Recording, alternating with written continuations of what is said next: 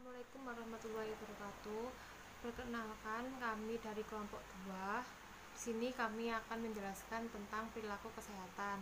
Di sini kita membahas tentang pengertian perilaku kesehatan, klasifikasi perilaku kesehatan, domain perilaku, proses perubahan perilaku, indikator perubahan perilaku, dan asumsi determinan perilaku manusia. Yang pertama ada pengertian. Pengertian perilaku sendiri adalah tindakan yang dapat diamati bahkan dipelajari hasil totalitas penghayatan dan aktivitas yang berasal dari pengaruh faktor internal maupun eksternal. Lalu yang kedua ada bentuk perilaku. Bentuk perilaku ini dibagi menjadi dua, yaitu pasif dan aktif. Yang pasif yaitu perilaku yang masih tersembunyi di dalam diri, tidak dapat diamati secara langsung seperti pikiran, tanggapan, sikap, batin, dan pengetahuan. Jika yang aktif yaitu perilaku ini sudah merupakan tindakan nyata dan merupakan respon yang secara langsung dapat diobservasi. Assalamualaikum warahmatullahi wabarakatuh. Saya Alifiana Belatusara. Saya di sini akan menjelaskan tentang klasifikasi perilaku kesehatan. Yang pertama ada memelihara kesehatan. Adalah perilaku untuk menjaga kesehatan secara pribadi agar tidak terserang rasa sakit dan upaya penyembuhan terhadap penyakit.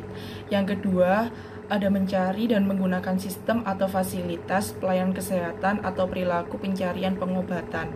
Perilaku ini muncul ketika seseorang menderita penyakit atau kecelakaan. Yang ketiga ada kesehatan lingkungan, yaitu respon terhadap lingkungan baik itu fisik, sosial, dan budaya sehingga lingkungan tidak mengganggu kesehatannya, keluarga, dan masyarakat. Nama saya Teresia Rumini. Di sini saya akan melanjutkan presentasi dari teman saya sebelumnya. Di sini saya akan menjelaskan tentang domain perilaku. Nah, yang termasuk dalam domain perilaku ini ada 3 macam, yaitu pengetahuan, sikap, yang ketiga praktik atau tindakan. Yang termasuk dalam pengetahuan itu dibagi dalam bermacam-macam. Yang pertama mengetahui atau know, yang kedua memahami atau comprehension, yang ketiga aplikasi atau application, yang keempat analisis, sintesis, dan evaluasi. Yang berikutnya sikap atau attitude. Yang termasuk dalam sikap atau attitude ini adalah yang pertama menerima, yang kedua merespons, yang ketiga menghargai, yang keempat bertanggung jawab. Yang berikutnya praktik atau tindakan. Dalam praktik atau tindakan yang diharuskan adalah yang pertama respon terpimpin, yang kedua mekanisme, yang ketiga adopsi atau adoption. Assalamualaikum warahmatullahi wabarakatuh. Saya akan menjelaskan tentang slide ke-6, proses perubahan perilaku. Perilaku ini sendiri menurut Fitriani 2011 dibentuk dari faktor internal dan eksternal.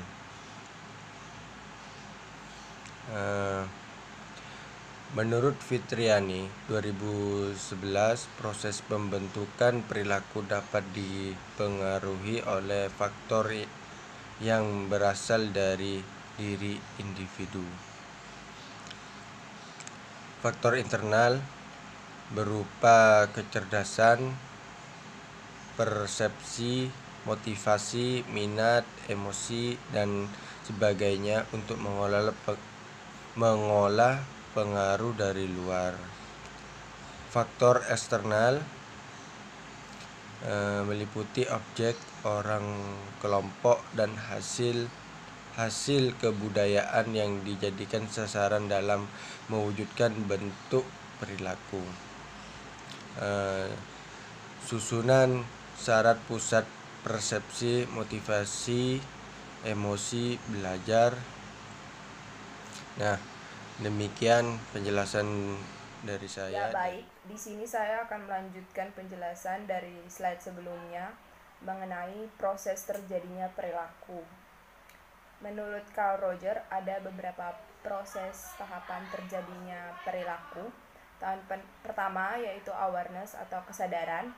Tahapan kedua yaitu interest atau ketertarikan terhadap stimulus. Tahap ketiga evaluation atau menimbang baik tidaknya suatu stimulus.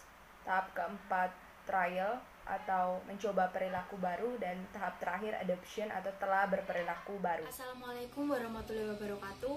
Perkenalkan, nama saya Prima Widya Ciptaningrum. Di sini saya akan melanjutkan slide dari teman saya. Di sini selanjutnya kita akan membahas tentang indikator perubahan perilaku dalam bidang kesehatan. Yang pertama, menggunakan kekuatan atau kekuasaan atau dorongan. Strategi ini dilakukan ketika diperlukan perubahan perilaku yang cepat. Yang kedua, pemberian informasi. Strategi ini akan memakan waktu yang relatif lama, karena diperlukan upaya pemberian informasi dan mendapatkan respon masyarakat yang positif. Lalu yang terakhir ada diskusi partisipasi. Strategi ini dilakukan dengan melakukan interaksi dengan masyarakat sebagai sasaran perubahan. Assalamualaikum warahmatullahi wabarakatuh. Ya, nama saya Andi Firza Enggarta Farma Makurangkong atau biasa dipanggil Michael. Ya, di sini saya akan melanjutkan slide ke-9, yaitu asumsi determinan perilaku manusia. Yaitu dibagi dua ya teman-teman, determinan faktor internal dan faktor eksternal. Ya, untuk internal sendiri, karakteristik orang yang bersangkutan yang bersifat given atau bawaan, tingkat kecerdasan, tingkat emosional, dan jenis kelamin. Dan untuk determinan faktor eksternal ya teman-teman, yaitu lingkungan, baik lingkungan fisik, sosial, budaya, ekonomi, dan politik. Ya, mungkin itu saja yang dapat saya sampaikan. Kami mohon maaf jika ada salah-salah kata. Wassalamualaikum warahmatullahi wabarakatuh.